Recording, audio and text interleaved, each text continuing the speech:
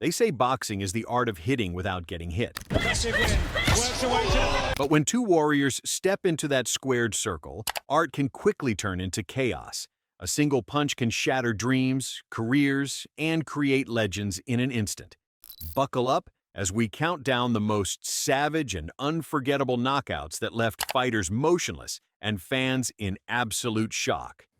Edwin Valero versus Antonio Pitalua. In just 49 seconds, Valero proved why he was one of the most feared punchers in boxing. Trunks the color of the Venezuelan flag.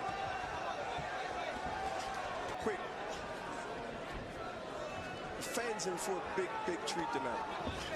I mean, both of these guys are giving each other stares. If they can throw punches, boy, trust me, both of them be knocked down right now. But, you know, this is what... After forcing Pitalua into the corner with a brutal body attack, Valero stepped back and unleashed a devastating left hook that caught the Colombian flush on the jaw. Pitalua crumpled to the canvas, completely unconscious before impact. I don't think he is. A long way to go in this round. Pitalua in retreat. So it's not often in their career that they fight someone who has a high knockout percentage like they have. The mistake here, Harry. It seems you get that feeling that they don't want to waste any ammunition. The referee immediately waved off the fight as medical personnel rushed to attend to Pitalua, who lay motionless for several minutes. Vitaly Klitschko versus Tomasz Adamek, September 10th, 2011. Adamek was brave but severely outsized against the giant Ukrainian. With that right-hander, if Adamek's feet were simply too close together.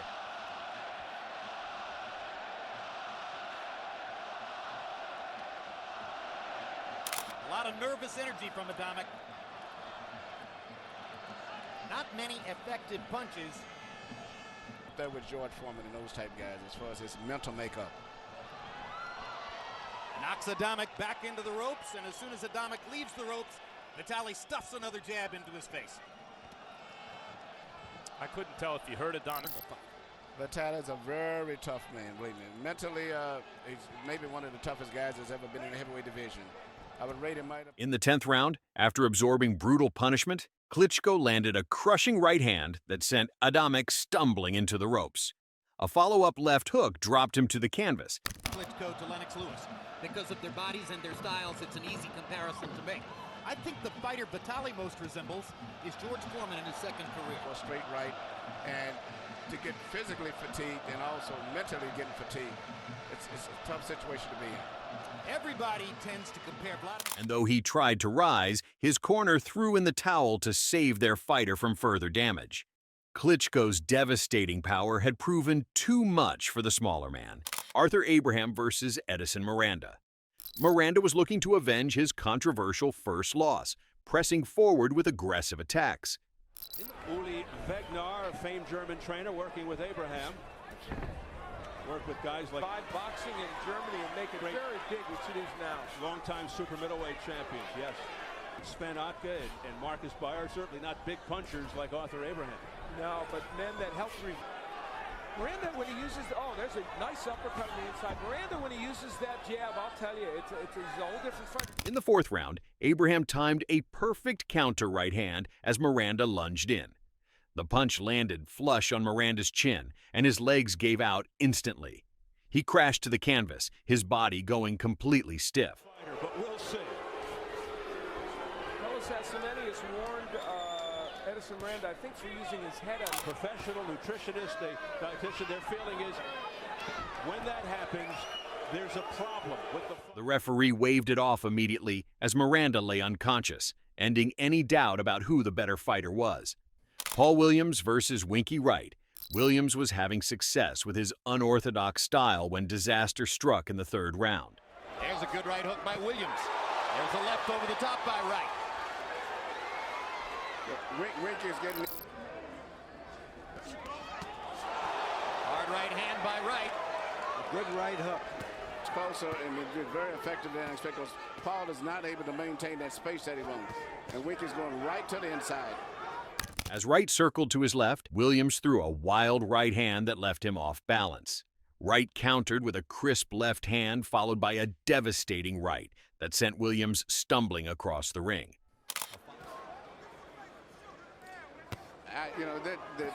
I've never known Winky to be attacked.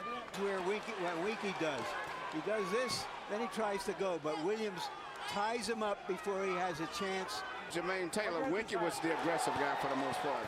But this guy's pushing him, pressing him, making him fight at a faster pace. And a follow-up combination dropped Williams to one knee, and though he beat the count, his legs were gone, and the referee stopped the contest. Carl Froch versus Jermaine Taylor. Taylor controlled the early rounds with his experience and boxing IQ, but Froch's relentless pressure was taking its toll. Taylor continues to pop the jab. Oh my! Froch on the ropes. Froch starting to get his confidence now. He may be hurt. Froch backing up.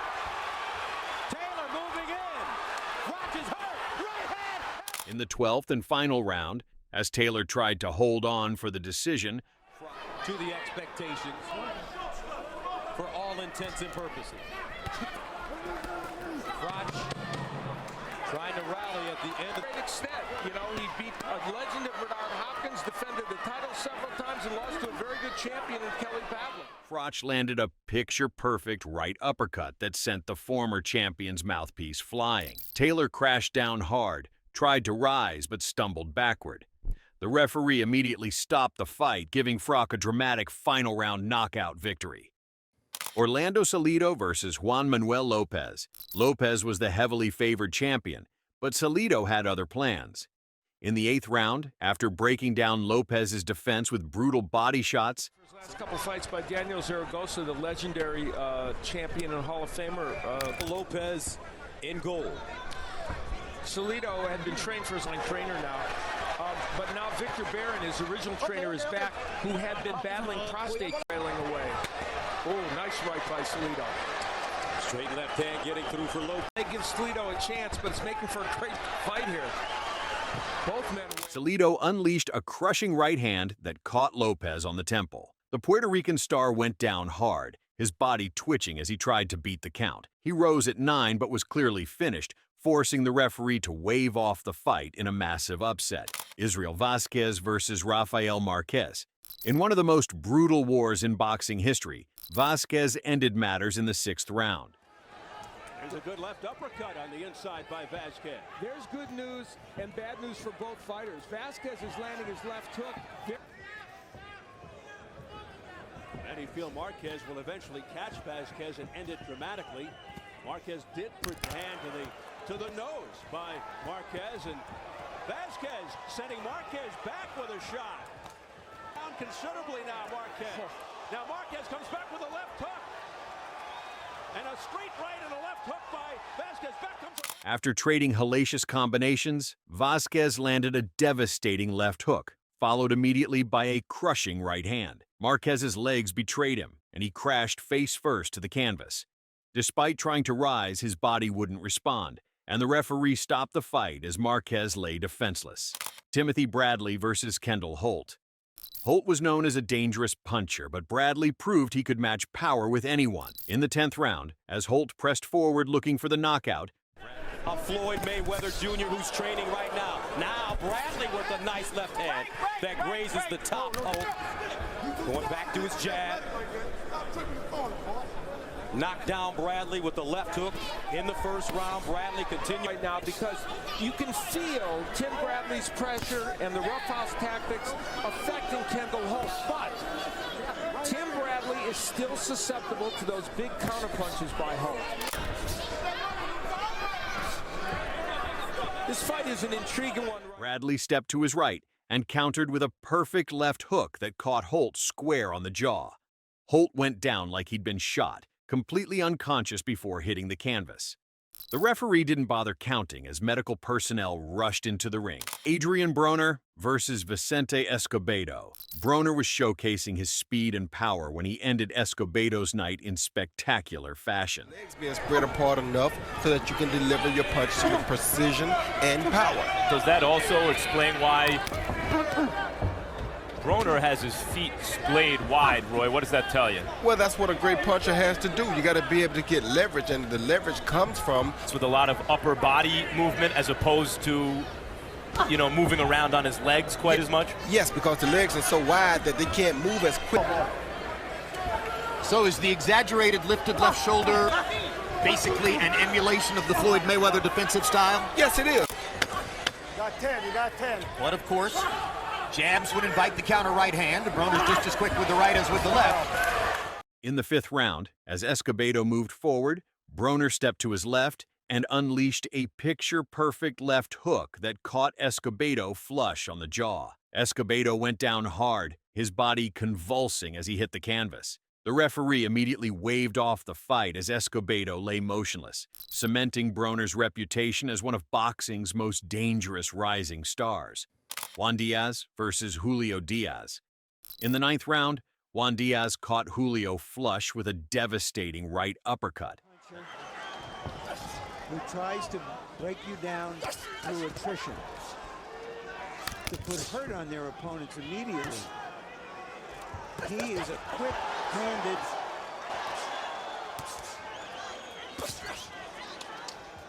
See, already Diaz is doing more fighting than he anticipated.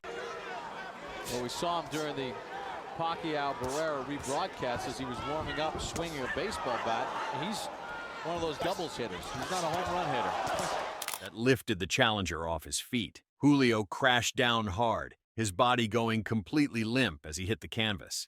The referee immediately waved off the fight without counting as Julio lay motionless, his corner rushing into the ring to attend to their stricken fighter. The knockout was so brutal that the crowd fell silent in concern. Lucas Mathesy versus Lamont Peterson. Peterson was moving well and boxing smartly when Mathesy's devastating power changed everything.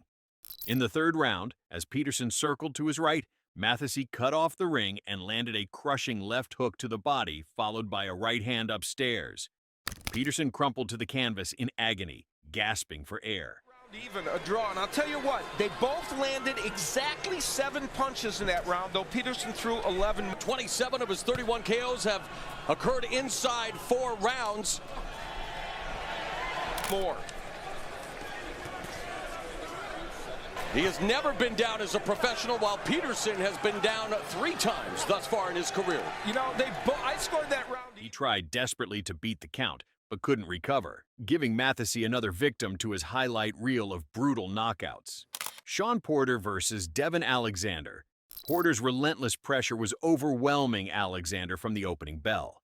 In the 4th round, after landing a series of brutal combinations, Victory against Vanes Martirosyan, so they brought Andre, who Porter defeated in the amateur ranks, to Las Vegas to train with him. And very important rounds in this fight. Final minute of the 8th round, and again they are. And, you know, it ended up being, you know, that didn't really happen, but you know, he's smart. His father's a very smart guy. Porter caught Alexander with a devastating right uppercut that sent him stumbling backward into the ropes.